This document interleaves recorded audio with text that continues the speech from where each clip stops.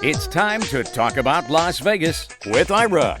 Each week, Ira David Sternberg talks with the celebrities, entertainers, writers, and personalities who make Las Vegas the most exciting city in the world. And now, here's Ira. Anything you want us to be, bring us your fantasy, LV. We're on location in Las Vegas at Shelby American with my guest Gary Patterson. He's president of Shelby American, the company responsible for the Cobra, Shelby Mustang, and Ford GT40 cars that changed the face of auto racing in the 60s. And they've got some new cars too. Shelby American today manufactures and markets performance vehicles and related accessories, but there's much more, including the Shelby Heritage Center with free guided tours. For everything about Shelby American, go to shelby.com. And Gary, welcome to the show. Hey, thanks, Ira. How you doing today? Good. I'm delighted that, and people should know that Shelby's the first auto company in Nevada. Yeah, as far as I know, I don't know how far back in history. When it but first started We're here. certainly the only ones right now that are making it all happen, and we're excited to be here, and Nevada's a great place. So. Let's talk a little bit about Carroll Shelby, and then I want to talk a little bit about you and your involvement with the company, because you've been with the company a long time. Yeah, almost 23 years. Yeah, so you from the ground up, so to speak, or from the engine back. Yeah, so, I started, back when we were just getting going with the continuation Cobra program in 1996.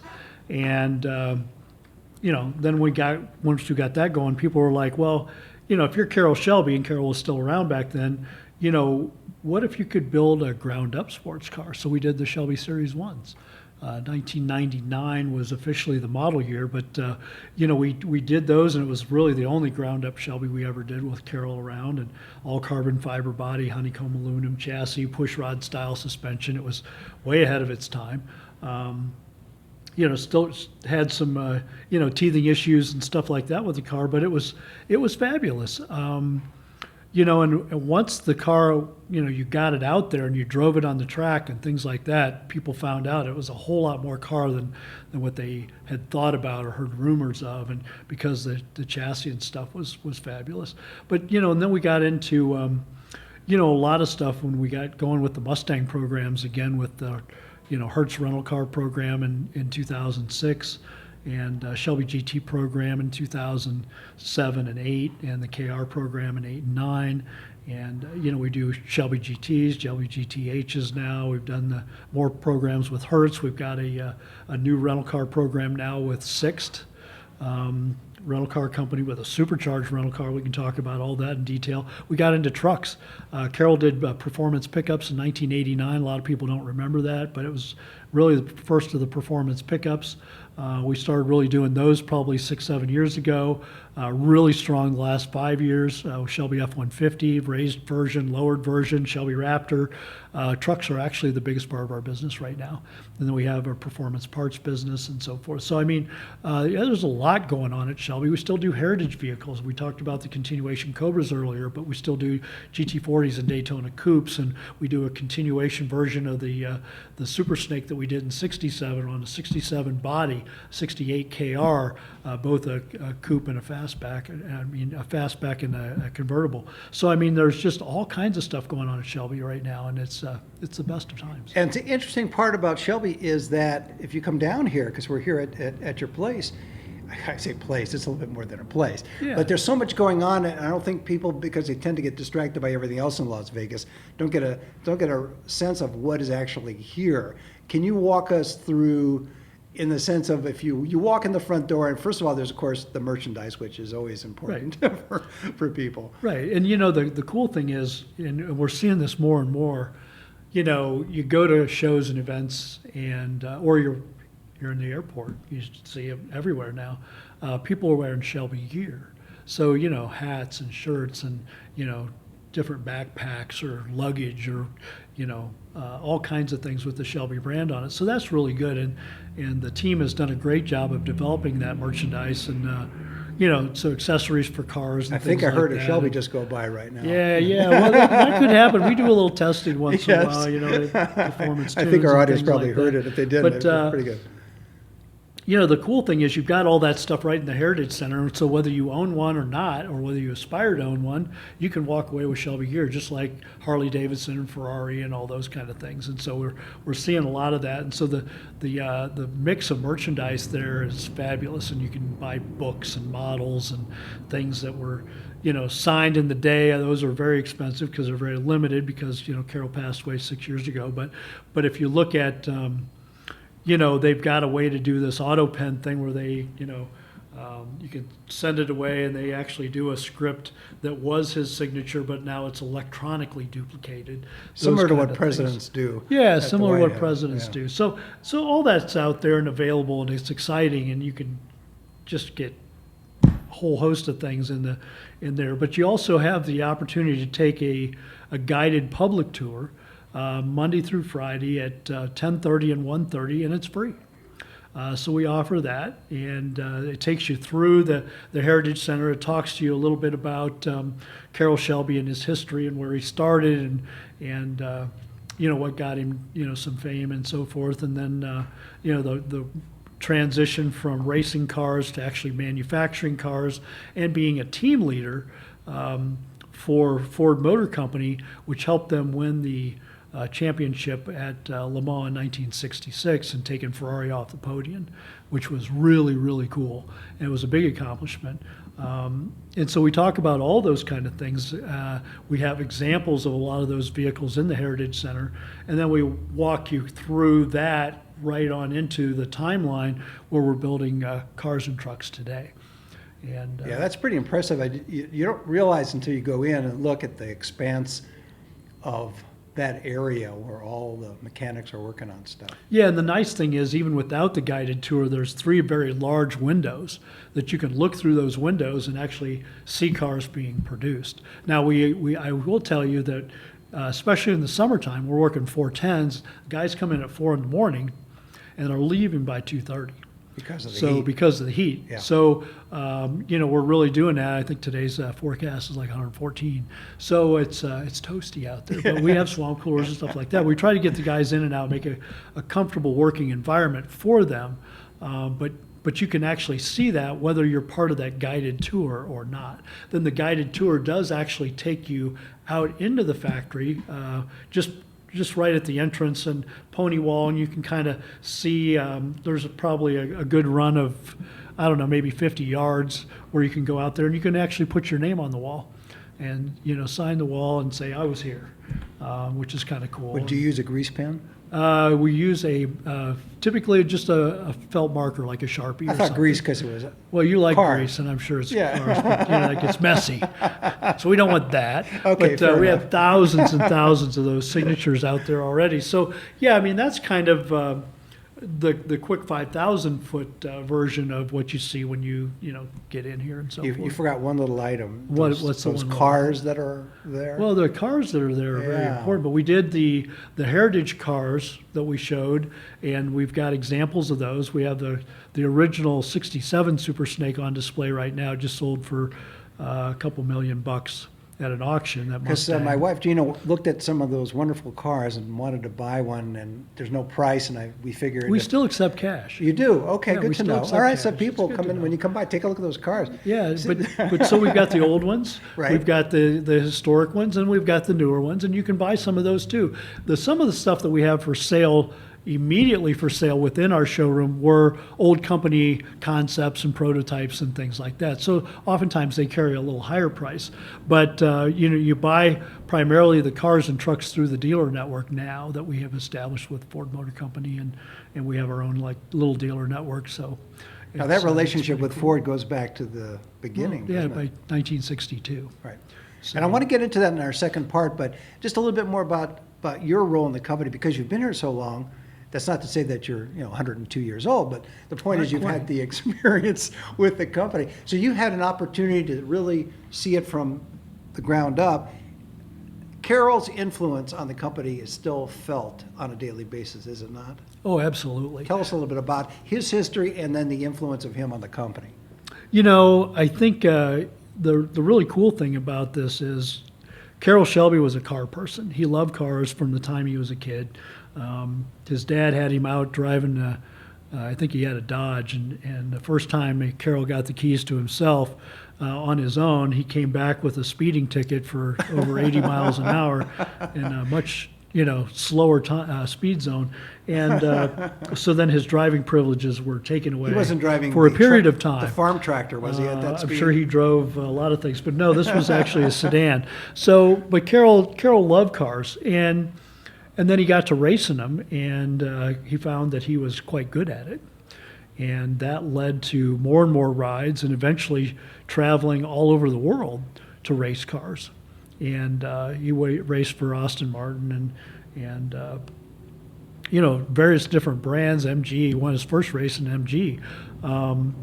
But then he had a heart problem, and his life would have it. Sometimes you get a few curveballs that you weren't expecting. And so in 1960, Carroll Shelby is driving with nitro pills under his tongue just to stay alive in the races.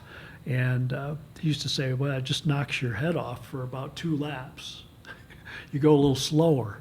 And then, then you can, you got your heart back, so you can pick up the pace again.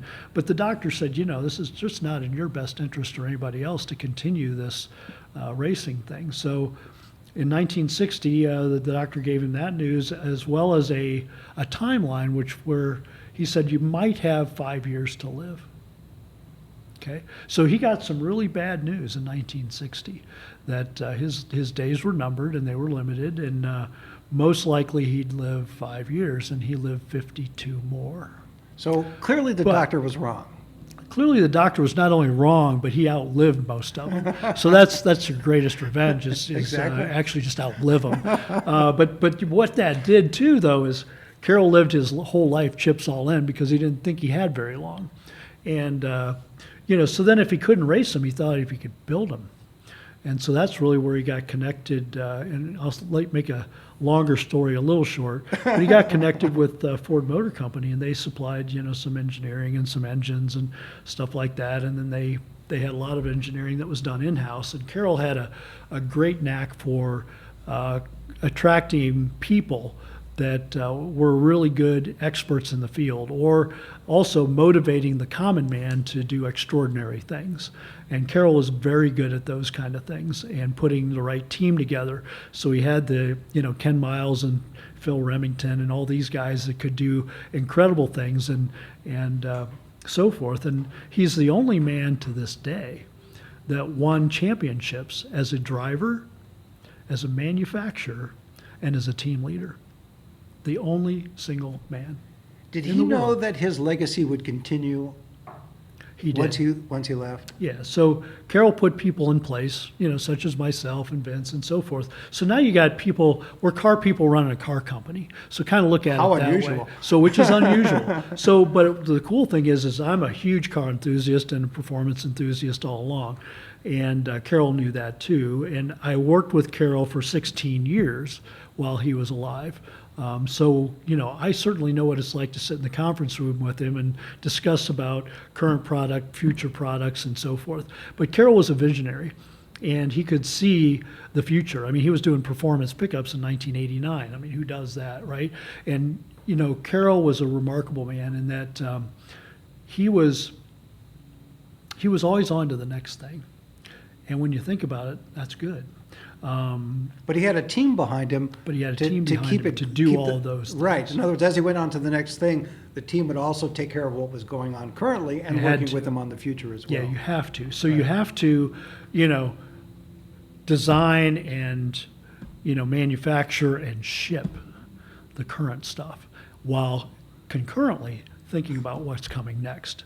And Carroll, we used to bring Carroll in the office or in the museum, and we'd say, Carroll, what's your favorite? Because that was always great, right? What's your favorite? You've done, you've won these world championships. You've built the Cobra, and there it sat, for years when he was still alive. The first Cobra ever built sat right here. And, we had all kinds of other things that he was heavily involved with. And, the GT350s in the 60s won championships in B production, for years and years in a row.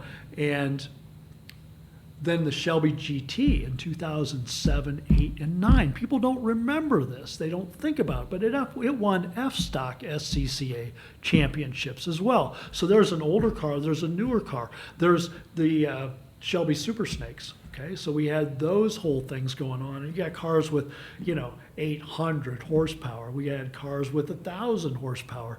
And you'd say, Carol, what's your favorite? And he'd look around and he'd say, the next one. And when you think about it, in life, that's the right answer.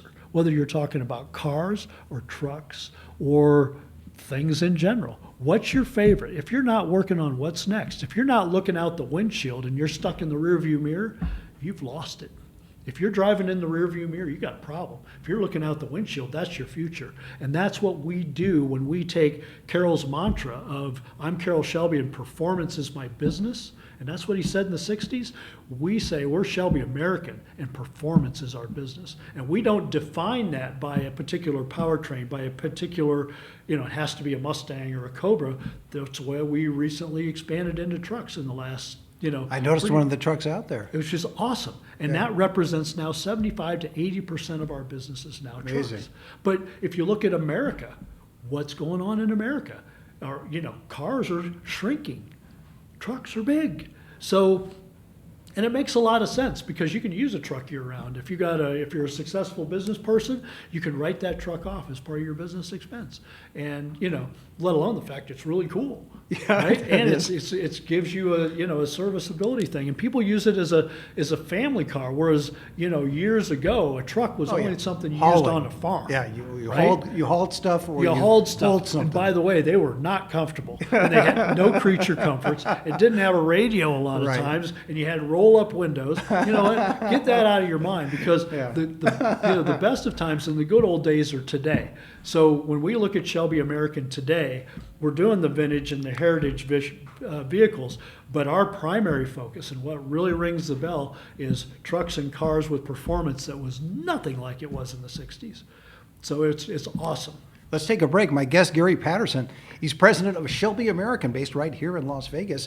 They manufacture and market performance vehicles and related accessories. Much more to the company, including the Shelby Heritage Center with free guided tours. For everything about Shelby American, go to shelby.com. We'll be right back. We'll be back with more Talk About Las Vegas with Ira in just a moment. You think you know Vegas, but how much do you really know about this neon city?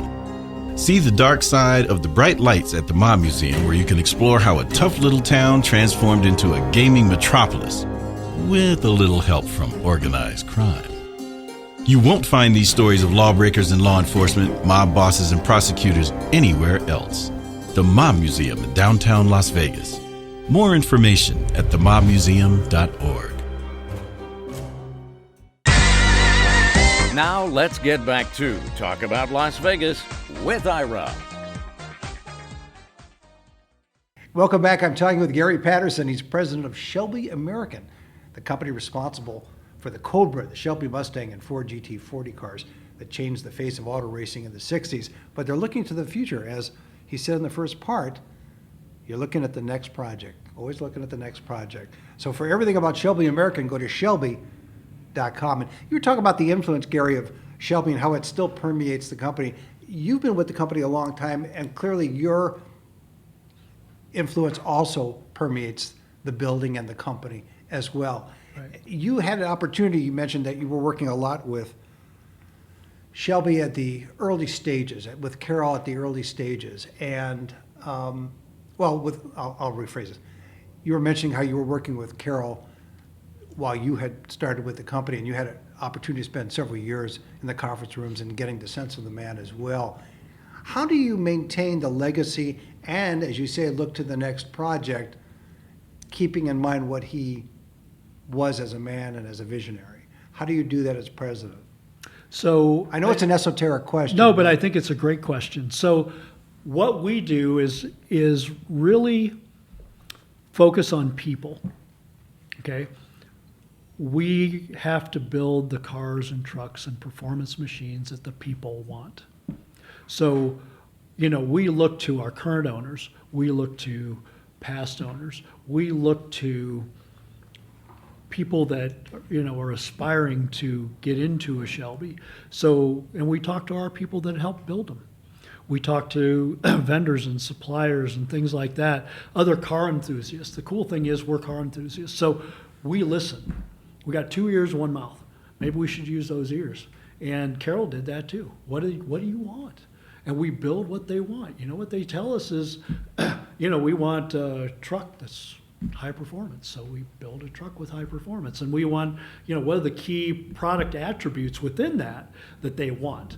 And if we're smart, we listen. And sometimes we have to tailor that to what's reasonable. People always want something that's really, really cool, but then they find out there's a price tag to go with it. So there's always a balance. Right. And then it's also, manufacturing. So small niche manufacturing has its own challenges. And the amount of money that you can put into tooling for any particular thing is also limited. Because you're not doing volume, so the cost per item is high. Yeah, so I can't afford tooling in engineering and those kind of things as if we're building hundreds of thousands of units. I got to be able to justify it within hundreds of units. But that's also what makes the product unique and very special. And if you go to the resale market at all, if you go to public car auctions, okay, that's what sets Shelby apart. And if you look at the top 10 sales on any major auction, there's a Shelby in there somewhere, if not dominating 5 out of the 10 spots. So the Shelbys keep their value because it's not something the common guy has, and there's no picture of a Camry on somebody's wall, right? It's other than mine, but it's no, not on yours. But I don't know about you, but I look in kids' rooms today, right. And I look in my room. I remember what that was like, back when I was a youngster. And there's a 427 Cobra and there's a pinup girl, right? So that was me. Okay, yours might have been different, but that was me. But I think largely today, those kind of things are still the same, And, I don't want to take anything away from the gals because my wife owned a 68 GT500 KR before I ever met her. See? Okay, and she's a performance lady. And so we're very careful to make sure that we produce cars and so forth that the ladies like too. Okay, but performance is our business. So if the lady likes performance, we do it. Okay, and then we do the same thing with the showroom and the merchandise and so forth. Yeah, most of our customers are men, but that doesn't mean that they're all men. And there's some really, really cool gals. And like I say, my wife is just on the gas hard. Makes for a compatible marriage, doesn't it? It does. Yes. It does. And she is wonderful on many levels, but that was clearly one that we shared, which that was sealed the deal. Which was great. That was great. Well, it actually is what got us started. Oh, there you go. And then Okay. I found out a whole lot more about her that was Right. just a perfect match for me. Yeah. But enough of that. I mean, I think that I don't know. That was pretty good. yeah, but if you talk about what people want and you build what people want and the legacy, people say, well, what happened? Carroll Shelby died. What are you guys going to do? It's pretty simple. He put the key people in place, even when he was around, that would carry that legacy forward. Aaron Shelby is Carroll's grandson. He's also on the board of directors. Oh, by the way, he's a huge performance enthusiast. He and his dad, Pat, and his brothers, they all own Shelby cars, both past and present. Nice. So they have brand new GT350s that they bought, okay? They also have vintage Cobras. They have the MG that Carroll won his first race with. Those kind of things are all part of it. So you've got the family is behind it. Aaron Shelby and I go to Ford Motor Company on a regular basis, and we talk to them about future products and so forth. We're on a non-disclosure agreement with them, so we can't talk about some of those things. However, they're involving us in their future product plans so that we know what the future's coming with, so that now we can say, okay, what should we be looking at? What should we be testing? What should we be doing to make sure this legacy continues from a corporate standpoint, and then talk to people and find out what they want. Okay, and that's what's cool too. And then we go out and we build those things and we test those things and we go over to the racetrack and we break stuff. Okay? And we don't break it on purpose, No, but we understood. run it as hard as we know how, Testing the tolerance. testing it. Yeah. And then when stuff breaks, we fix it. So we're not just a company that puts on stickers and scoops. Okay? Understood. No We doubt. go out there and we say, okay, well, when you add 400 horses or 300 horses to a car, there's other things that are related to that other than just putting the power to it. So the half shafts and the wheel studs and all those kind of things, sometimes depending on the power level, those things have to change too. And we know that because we test it. You mentioned the market in terms of men and women. What about from the point of view of globally? Do you get a lot of people from Europe and Asia and other continents looking to buy Shelbys? Absolutely. So the cool thing about Shelby is Carroll, because he won championships all over the world, he is known all over the world as a driver, as a manufacturer. Okay, yeah, the team leader thing was a piece of it as well, but those are the things. So they knew Carroll Shelby as a driver, and there's some of that. They knew him as a manufacturer because of the Cobra, but they also know that Shelby's out there in a big way with new product.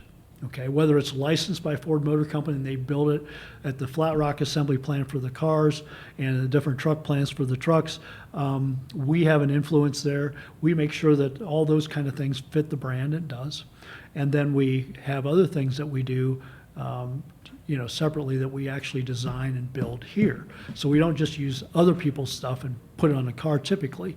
We do some of that, but we also test it and validate it and so forth. But we also design our own front fascia and our own hood and our own wide body and those kind of things.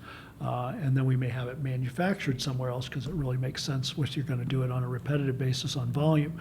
But we've got car people run a car company, and the legacy continues because of the people that work here, the enthusiasts that buy our products, or the people that aspire to buy our products. I mean, I was talking to younger people over the last couple of events that I went to this summer in Minnesota and Michigan and Pennsylvania most recently this last week. And I'm like, what do you guys like? What are you looking for? What do you think is cool? What do you think isn't? What's important You had to your you? ears open, right? Yeah, you You're got to listening, listen to these yeah. people. I'd like to find out what's in his head. Yeah, that's a good point. He's a little younger than Yeah, we are. we're talking maybe, about Teagan, yes, our videographer. Teagan's a little younger, but we got to listen to those people and we say, okay, and then we got to help educate them as well, because what they may think works is not practical, but they can also teach us things too. We learn a lot from them about social media and technology and stuff like that.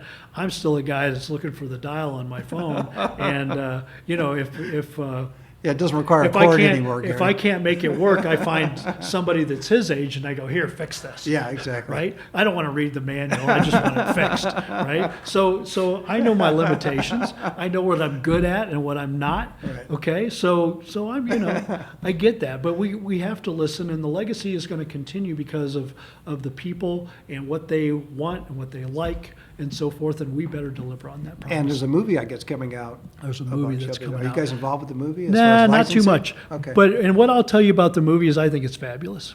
I think I've seen the promotional trailer, that goes on and so forth. If you think it's 100% accurate, it's not. Okay? If you think of it as entertainment and the fact that the majority of the storyline is accurate, okay, that's pretty cool stuff. And it will go a long way, I think, to educating a whole new generation of people that may go to the movie theater, like this Teagan's age, right? And they'll find out more of who Carroll Shelby was and a little bit about what his personality was like, okay, by going to the movie and seeing that stuff. If you look at technically what the car is exactly in the movie, yeah, you Well, can pick it apart. dramatic But license, you know what? yeah. If you look at the storyline and really the passion that's behind it, and the fact that there was this war between Ferrari and Ford, and how does that pan out? And oh, by the way, we do win. That's pretty cool too. And then there's also a legacy thing there. Ford came back 50 years later with the Ford GT and won again. Yeah, it's quite a story. 1966, Quite a story. 2016, went back and won again. So that's pretty cool from the Ford perspective too. But it was Ford Motor Company. It was Henry Ford II in a very unique period of time in the 60s. And how did that play out? And so then you take a look at that passion and so forth for Shelby American and this company and Ford Motor Company and, you know, David and Goliath kind of thing, right?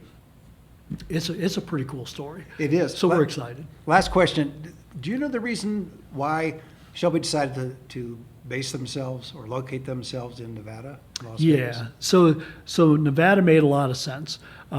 Carroll was primarily, you know, located in California, which wasn't as business friendly with the taxes and so forth as it was in Nevada. And the other piece of it was back in the mid 90s, there was a plan in Las Vegas to build a big motor speedway.